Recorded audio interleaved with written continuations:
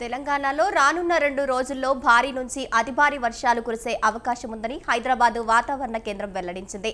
ఉపరితల ఆవర్తనం ప్రభావంతో బంగాళాఖాతంలో అల్పపీడనం ఏర్పడిందని, దీని ప్రభావంతో పలు జిల్లాల్లో నేడు, రేపు అతి భారీ వర్షాలు కురిసే అవకాశం ఉందని తెలిపింది.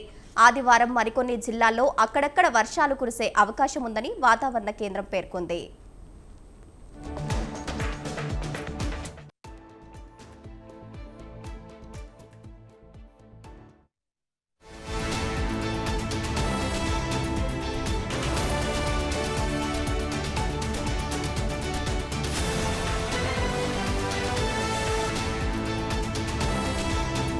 ఈ రోజు ఆదిలాబాద్, కొమరంభీం, ఆసిఫాబాద్, మహబూబాబాద్, భద్రాద్రి కొత్తగూడెం, సూర్యాపేట, ఖమ్మం జిల్లాలో అతి భారీ వర్షాలు కురిసే అవకాశం ఉందని తెలిపింది.